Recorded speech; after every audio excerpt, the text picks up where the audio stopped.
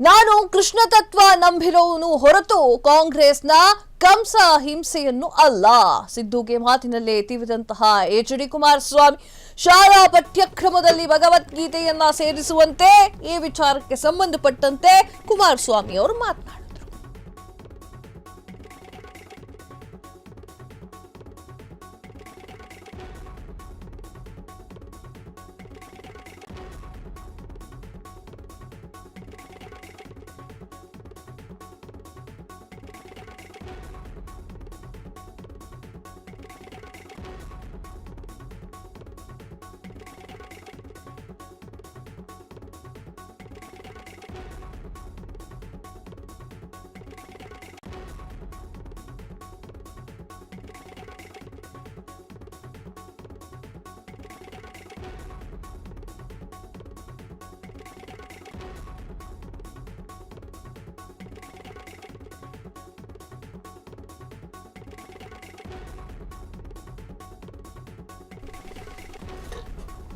ನಾನು ಕೃಷ್ಣ ತತ್ವವನ್ನ ನಂಬಿದವನೇ ಹೊರತು ಕಾಂಗ್ರೆಸ್ನ ಕಂಸ ಹಿಂಸೆ ಎಂದಲ್ಲ.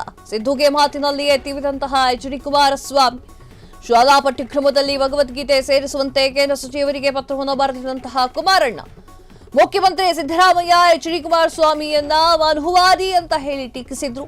ತಮ್ಮನ್ನ ಮನುವಾದಿ ಎಂದಿರುವಂತಹ ಸಿಎಂ ಸೈದ್ಧಾಂತಿಕ ಅಧಪತನದ ಅಂತ ಹೇಳಿ ತಾಳ ಹಾಕಿರುವ ಸಚಿವ ಮಹದೇವಪ್ಪ ಇವರಿಬ್ಬರೂ ಕೂಡ ಶಾಲಾ ಮಕ್ಕಳಿಗೆ ಏನು ಬೋಧಿಸ್ತಾರೆ ಎಂಬುದನ್ನ ಕೇಳಿರಿ, ಬುದ್ಧಿಗೇಡಿತನಕ್ಕೂ ಮಿತಿ ಬೇಡ್ವೆ ಅಂತ ಹೇಳಿ ಎಚ್.ಡಿ. ಕುಮಾರಸ್ವಾಮಿ ಅವರು ಖಾರವಾಗಿ ಪ್ರಶ್ನೆಯನ್ನ ಮಾಡಿದ್ದಾರೆ. ಇದರ ಆಗು ಹೋಗುಗಳನ್ನ ಏನಾಯ್ತು ಅನ್ನೋದನ್ನ ಎಕ್ಸ್ಪ್ಲೇನ್ ಮಾಡ್ತಾ ಹೋಗ್ತೇನೆ.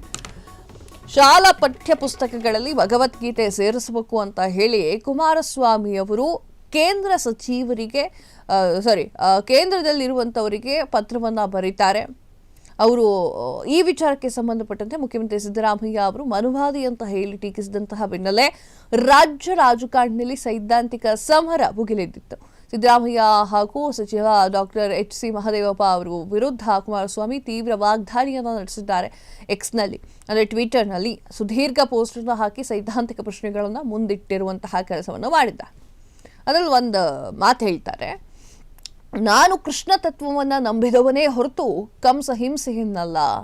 ನನ್ನನ್ನ ಮನುವಾದಿ ಅಂತ ಹೇಳಿ ಕರೆದಂತಹ ಮುಖ್ಯಮಂತ್ರಿಗಳಿಗೆ ಕುಮಾರಸ್ವಾಮಿ ಈ ರೀತಿಯಾಗಿ ನೇರವಾಗಿ ತಿರುಗೇಟನ್ನ ನೀಡಿದ್ದಾರೆ. ನಾನು ಕೃಷ್ಣ ತತ್ವವನ್ನ ನಂಬಿದ್ದವನೇ ಹೊರತು ಕಂಸನ ಹಿಂಸೆಯನ್ನಲ್ಲ.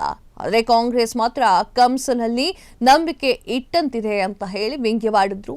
ತಮ್ಮನ್ನ ಮನುವಾದಿ ಎನ್ನಿರುವಂತಹ ಮುಖ್ಯಮಂತ್ರಿ ಹಾಗೂ ಅದನ್ನ ಸೈದ್ಧಾಂತಿಕ ಅಧಪತನ ಅಂತ ಹೇಳಿ ತಾಳ ಹಾಕಿರುವಂತಹ ಸಚಿವ ಮಹದೇವಪ್ಪ ಅವರಿಗೆ ಇವರಿಬ್ಬರೂ ಶಾಲಾ ಮಕ್ಕಳಿಗೆ ಏನು ಬೋಧಿಸ್ತಾರೆ ಎಂಬುದನ್ನ ಹೇಳಲಿ, ಬುದ್ಧಿಗೇಡಿತನಕ್ಕೂ ಕೂಡ ಮಿತಿ ಬೇಡವೆ ಅಂತ ಹೇಳಿ ಪ್ರಶ್ನೆಯನ್ನ ಮಾಡಿದ್ರು.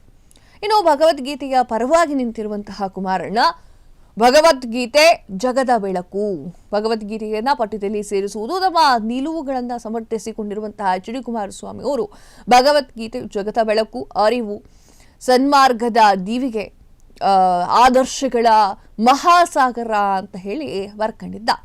ಮಕ್ಕಳನ್ನ ಬಾಲ್ಯದಿಂದಲೇ ಒಳ್ಳೆಯ ಮಾರ್ಗದಲ್ಲಿ ನಡೆಸುವಂತಹ ಸದುದ್ದೇಶದಿಂದ ನಾನು ಕೇಂದ್ರ ಶಿಕ್ಷಣ ಸಚಿವರಾಗಿರುವಂತಹ ಶ್ರೀ ಧರ್ಮೇಂದ್ರ ಪ್ರಧಾನ್ ಅವರಿಗೆ ಪತ್ರವನ್ನ ಬರುತ್ತೆ. ಅದರಲ್ಲಿ ಪಠ್ಯದಲ್ಲಿ ಭಗವದ್ಗೀತೆ ಸೇರಿಸಬೇಕು ಅಂತ ಹೇಳಿ ವಿನಂತಿ ಮಾಡಿಕೊಂಡಿದ್ದೇನೆ ಅಂತ ಹೇಳಿ ಸ್ಪಷ್ಟೀಕರಿಸುತ್ತಾರೆ. ಸಚಿವ ಮಹದೇವಪ್ಪರಿಗೆ ತಿರುಗೇಟನ್ನ ನೀಡಿರುವಂತಹ ಅವರು ಬಹುಶಃ ಮಹದೇವಪ್ಪ ಅವರಿಗೆ ಭಗವದ್ಗೀತೆಯ ಸಾರ ಗೊತ್ತಿಲ್ಲ, ಅವರಿಗೆ ಇನ್ನಾದರೂ ಗ್ರಂಥದ ಸಾರ ನಿಗೂಢವಾಗಿ ಇಳಿದಿರಬೇಕು. ಜೊತೆಗೆ ಎಲ್ಲಾ ಜನಪ್ರತಿನಿಧಿಗಳು ಸಂವಿಧಾನಬದ್ಧವಾಗಿಯೇ ಪ್ರಮಾಣವನ್ನು ಸ್ವೀಕರಿಸುವುದು ಸಹ ದೇವರು, ತಂದೆ, ತಾಯಿ ಹೆಸರಿನಲ್ಲಿ ಪ್ರಮಾಣ ಸ್ವೀಕರಿಸ್ತಾರೆ. ನಾನೂ ಕೂಡ ಸನ್ಮಾರ್ಗವೇ, ಹೀಗಾಗಿ ಮಹಾದೇವಪ್ಪ ಅವರ ಮಾರ್ಗ ಯಾವುದು, ಕಂಸ ಮಾರ್ಗವೇ ಅಂತ ಹೇಳಿ ತೀಕ್ಷ್ಣವಾಗಿ ತಿವಿದು ಮಾತನಾಡಿರುವಂತಹ ಕುಮಾರ್. ಕ್ಷಣ ಕ್ಷಣದ ಸುದ್ದಿಗಳಿಗಾಗಿ ಫ್ರೀಡಂ ಟಿವಿ ಸಬ್ಸ್ಕ್ರೈಬ್ ಮಾಡಿ, ಲೈಕ್ ಮಾಡಿ ಹಾಗೂ ಫಾಲೋ ಮಾಡಿ. ಹೊಸ ಸುದ್ದಿಗಳ ನೋಟಿಫಿಕೇಶನ್ಗಾಗಿ ಬೆಲ್ ಐಕಾನ್ ಮೇಲೆ ಕ್ಲಿಕ್ ಮಾಡಿ.